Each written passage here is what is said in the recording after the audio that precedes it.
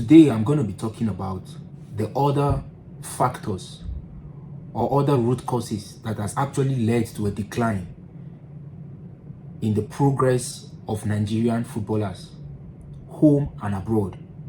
It is no contest at this point that our players are struggling, not just those who play abroad. We could go on and we could begin to give the numbers of those who are not actually starters in their club. Now, this is despite the fact that it is now an established fact that most of these players, most of them don't play in top 4 major leagues.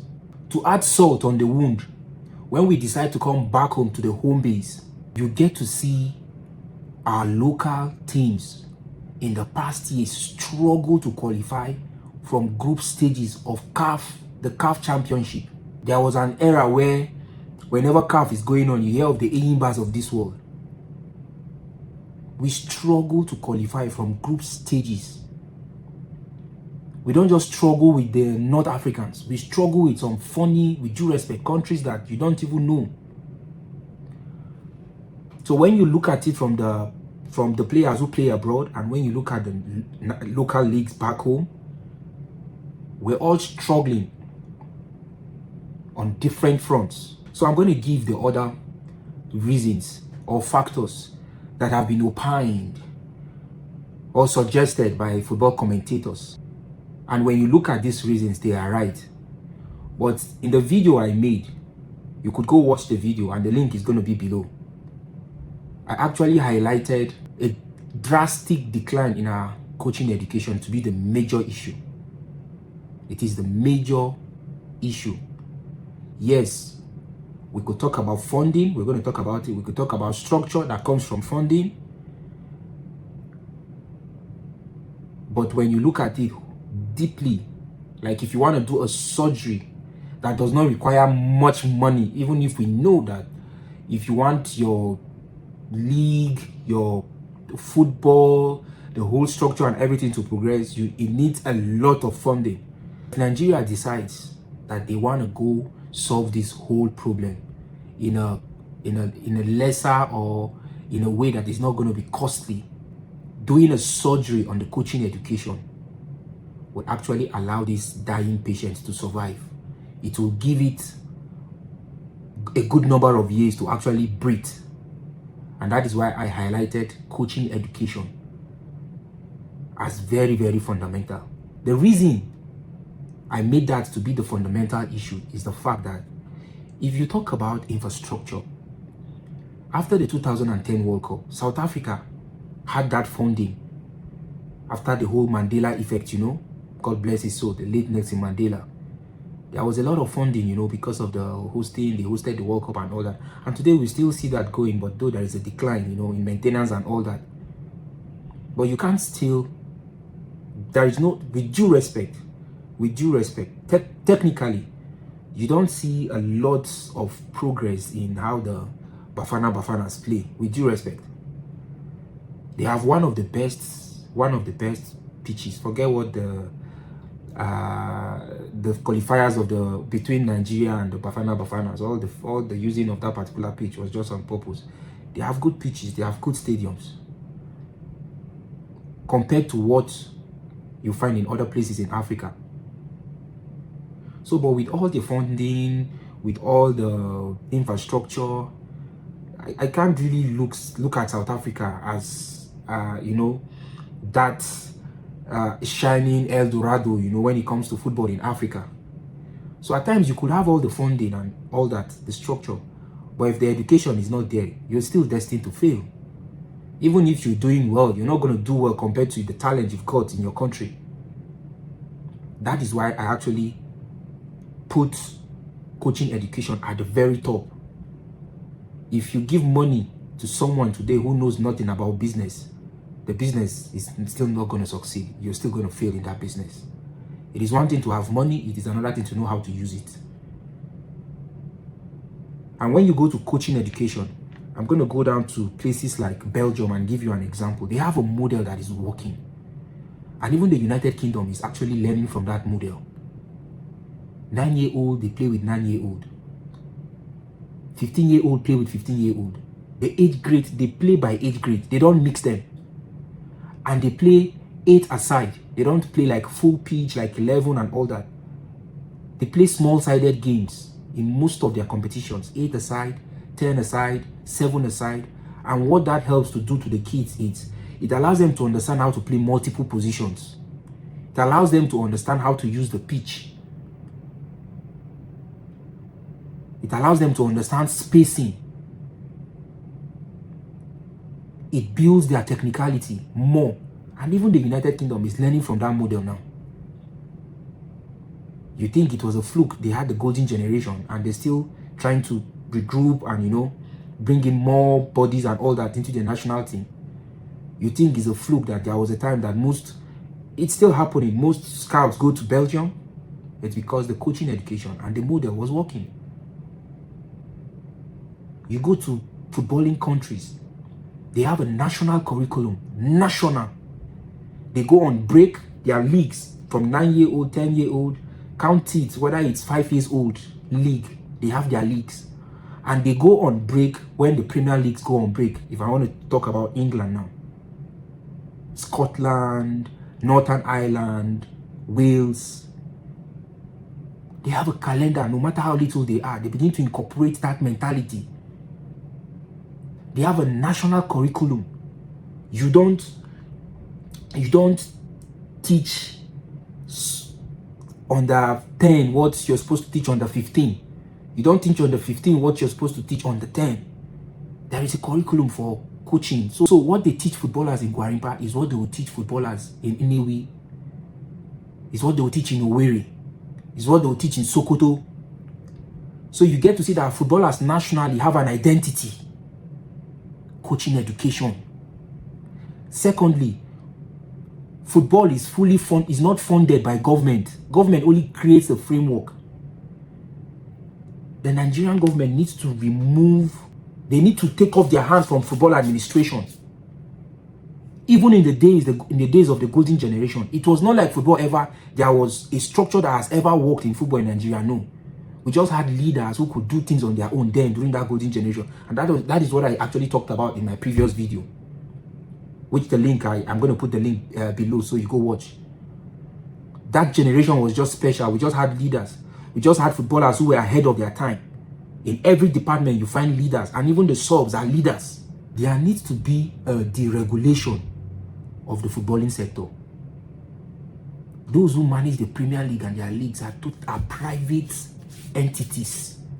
I don't want to talk about their hospital because that's a mistake. A lot of Nigerians and Africans think that a lot of these hospitals, like in the UK, like their health is totally private. Totally private. You can fact check me.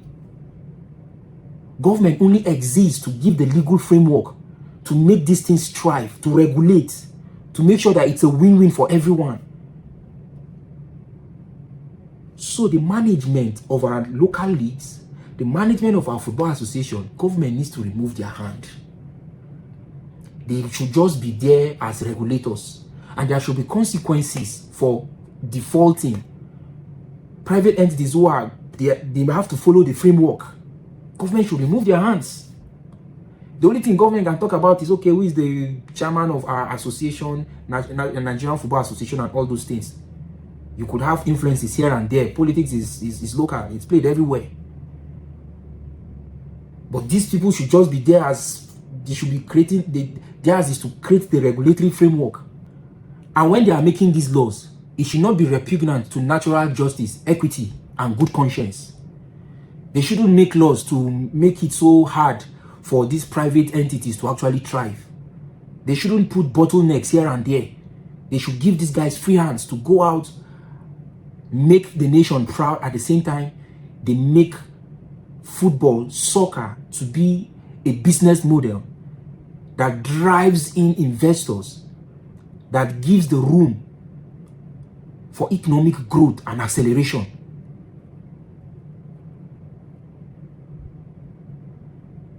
So when you look at the ambit of the coaching education, it is very big. Our coaches too need to be trained. Coaching education, I've talked about it. I don't want to talk more about it here. How it affects players and how it brings out the best. The coaching education in Nigeria is dead. If you listen to coaches, not even listening, go close to some coaches at the grassroots, you know that whatever is happening now is not a fluke. 1 + 1 is 2, it's not 10. Coaches in 2025 cannot be using model of 1964. What we have in our lecturing classrooms is what we're having in our coaching scene. You see a lecturer, a law lecturer, he'll be using cases. The textbook that he's using is what he used in 1974, Ibi Zaria. 1994, Inewi so University. They'll be bold, they'll be quoting it when there are recent cases. Because they're analog, with due respect. We have analog coaches who still see football as arts. They are not seeing the science aspect of it, incorporating it. Go to Nigeria, you see boys dribble, play very well. In their head, they are good. But you look, their movement on the ball, off the ball, how they understand pressing, pressure, cover, balance, those basics.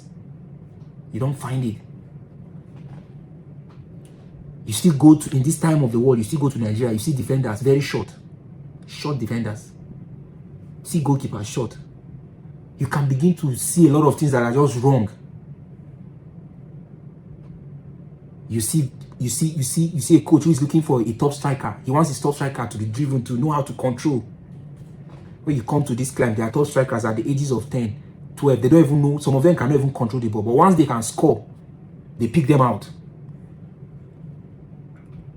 They look for those natural goal scorers, those destroyers in front of goal.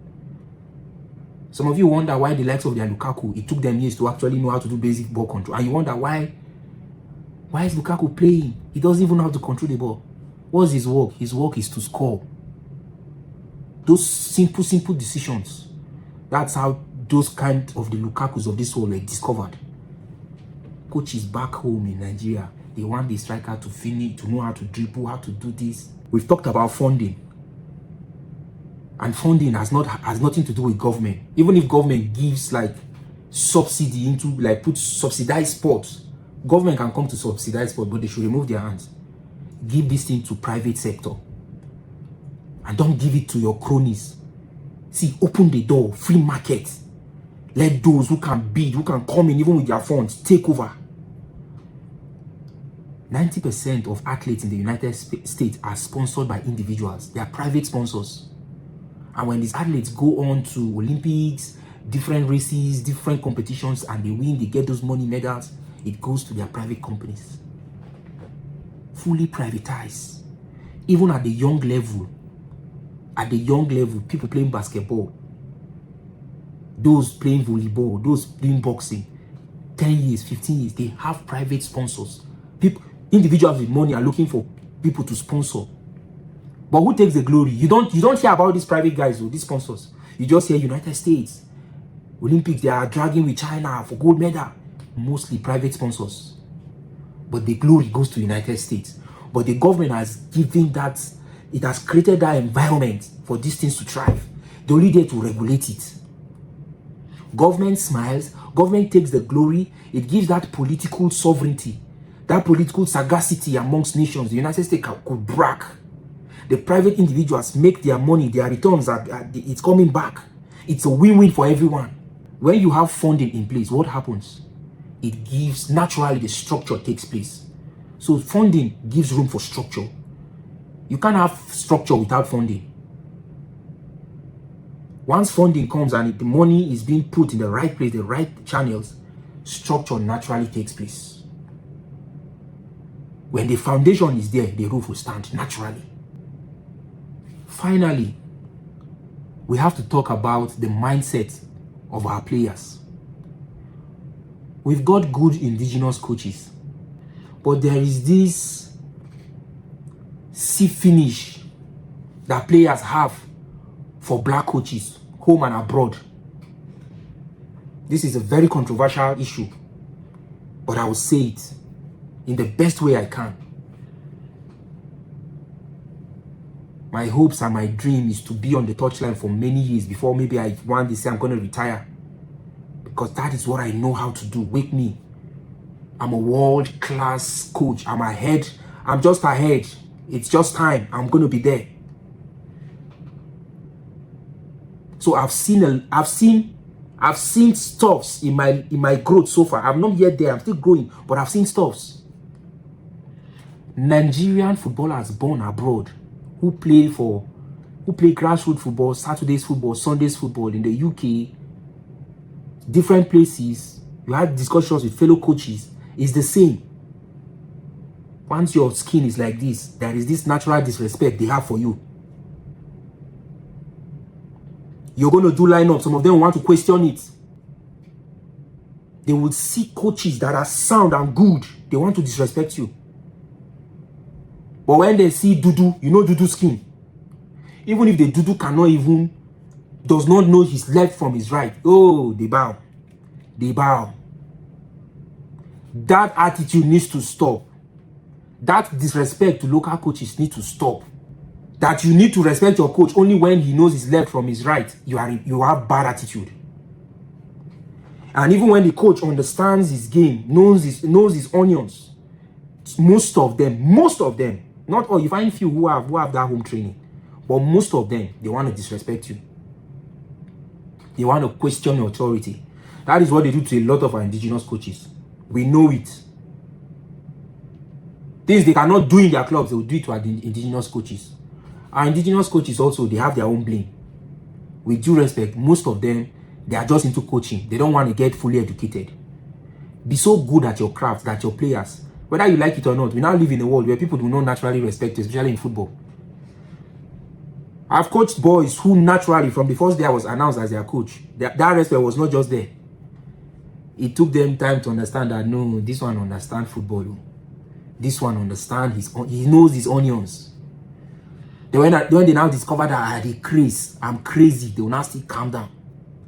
Then when they discover that this one is not just into football, he's a lawyer, he's educated, they will calm down more. If we go outside of football, we'll talk politics, we'll talk economics, we'll talk geography, we'll go to psychology, individual behavior, we'll go to sociology, group behavior, we'll go to anthropology, we will talk. They will know that, okay, this one, naturally the respect comes, but people don't need to be more before you respect them. Coaches must learn to, if their salary is 5,000, learn to live within your means. Most of them are beggars for these boys. As a young coach, I go into difficulties at times. I've got 1 or 2 players I run to. I'm not yet there. I go to those players that I could run to in times of difficulty, and I could bench them in a match, and nothing happens. I don't carry my shame anywhere. I carry my shame to places that I know that have home training. Coaches, learn to live within your means. Stop begging these boys. This is something that happens, we know. Nigeria, all of them are begging, most of them are begging these boys. Our sport commentators, how many of them talk true in their analysis? Most of these boys are their friends during holidays. We know, we see all these things.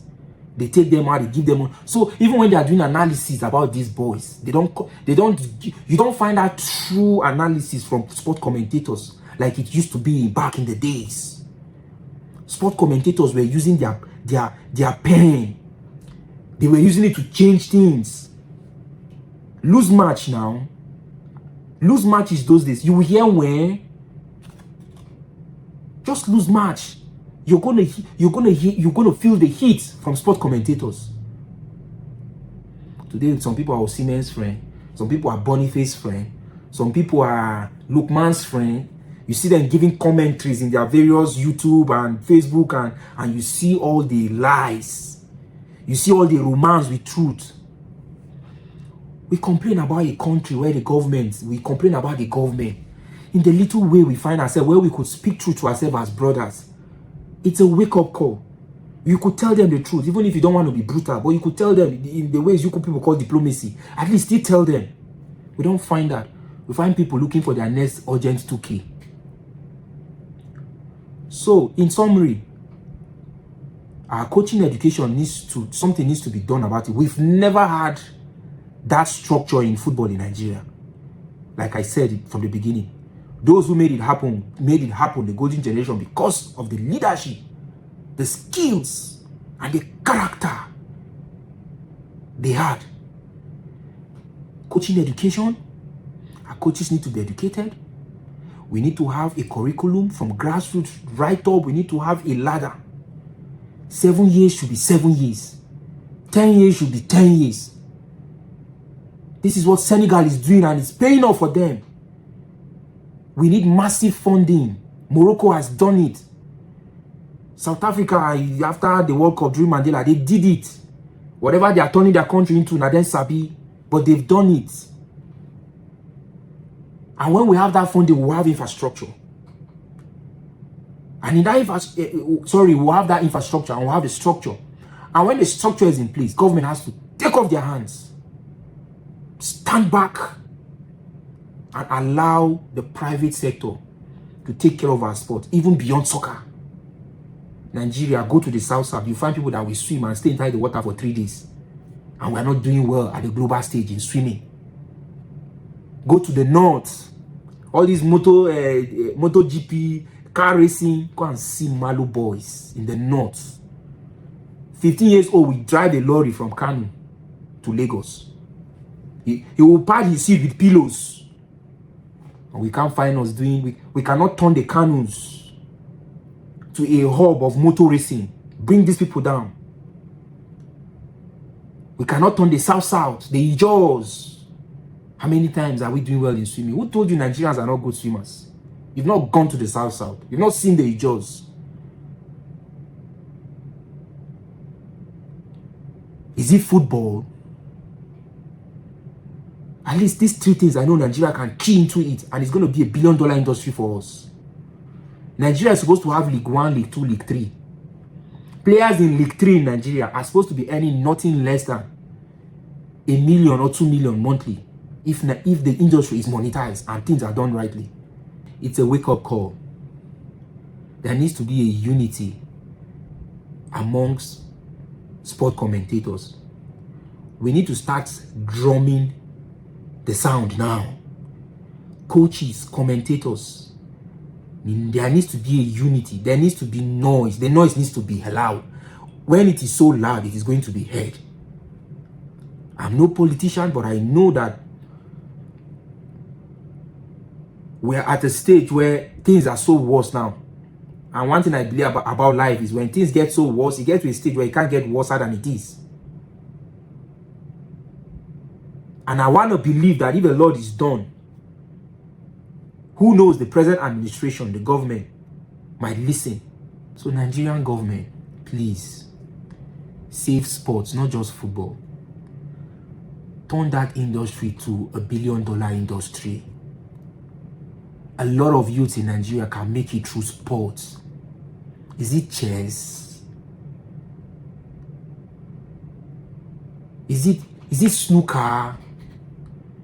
Or you call it pool game, Abi what? I'm not here to talk about every sport anyways. But please, Jagaban, do something about our sports. Break that monopoly. Break that syndicate that has hold down that sport for since time immemorial. Break it. It pain me. It's disheartening to know that we've got good Nigerians both home and abroad. We've got coaches that are good back home. They don't have the funding. They don't have the pathway to meet up with other coaches. Our coaches cannot come to the UK to do their UEFAs. Visa issues. The ones who go to Scotland to get their UEFAs. Another part of the UK, another hotel that they don't recognize this one from Scotland. CAF B, CAF this, CAF that. At the world stage, it doesn't hold water. If you guys cannot create pathways for coaches to thrive, what do you expect of the students? They're already struggling at the global stage. A lot has been said. I have this belief, I have this hope that things will turn around. I just have this hope that things will turn around. May God bless the Federal Republic of Nigeria.